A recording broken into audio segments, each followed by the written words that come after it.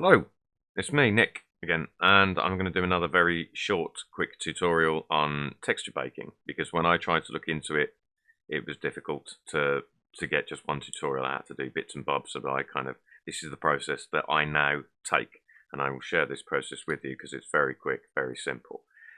So I'm just going to very quickly set up something to be baked, and what's important, well, no, it's not important at all. Yeah, it is to visualize what we want the displacement to look like after we've baked. So I'm just going to add a cube, subdivide it a bunch of times, and then add the subdiv on top with two subdivisions. And I'm just going to make a very, very quick brick material. This can be any material that involves, well, anything: displacement, color, bump, roughness, whatever. You can bake the lot doing it this way. And I'm going to need something for displacement. So just bear with me. I'm going to put that into height, drop this into displacement. I'm also just going to give my Prince board a little bit less color. There we are.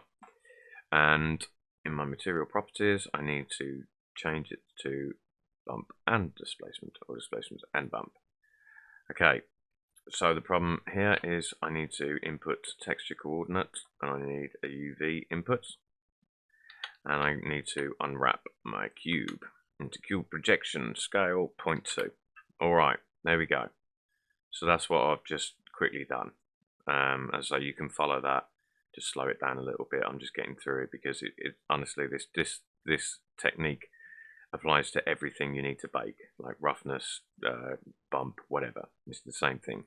So now that we've got what we want, we need to bake this information. So if we add a emission shader, because that's what we're going to bake from, the emission, and get yourself a image editor, create a new image, call it displacement, whatever size you want. I'm just giving it 4K. You don't need alpha, and click OK. And now we've got an image ready for the baking texture.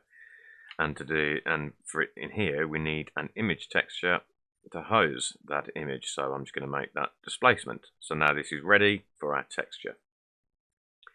A few steps. Firstly, in your render settings, change that to 1. We only need 1 pass. We're not doing shadow, anything, color. We're just doing, we're not doing shadow or anything. We're just doing the color of the displacement. So we only need 1 pass. And then under bake, still in your render properties, we want to bake type emit, because we're going to put this information into the emission.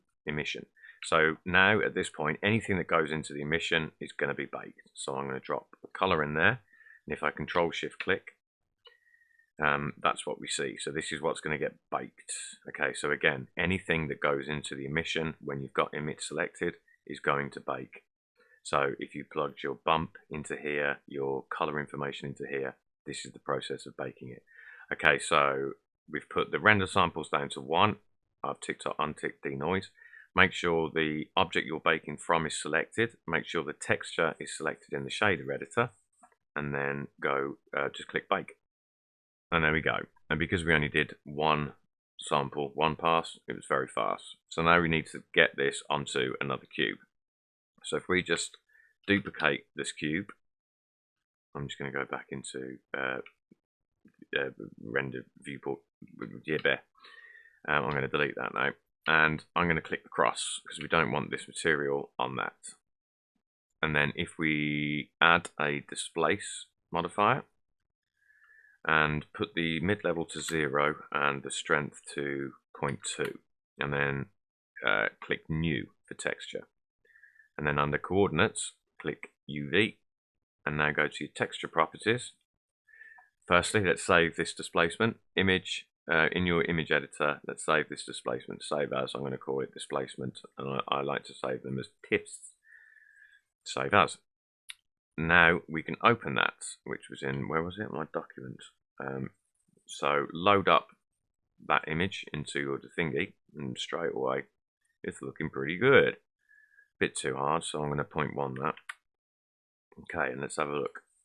I'm just going to give it a dark material just so we can really see it a bit better, and reduce the roughness or increase the roughness. There we go.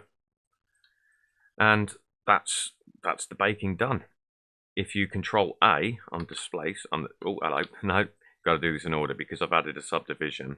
If I need to apply that first, so I can control A subdivision, control A to displace.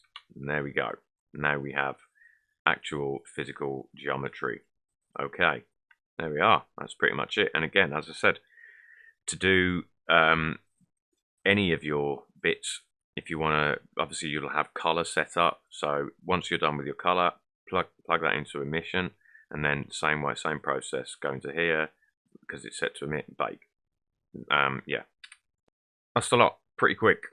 With that, once you've baked your geometry, baked your texture, and then you apply that texture to the geometry to make it physical, then you can just use a remesh, either Blender's remesh or a remesh add-on. I've got Quadraflow remesh, which quad mesh, which is wicked. But yeah, that's it. We're done. Wicked. I hope you enjoyed that. I hope you got something from it. I'll see you in the next one. I've been Nick. You've been you. Bye.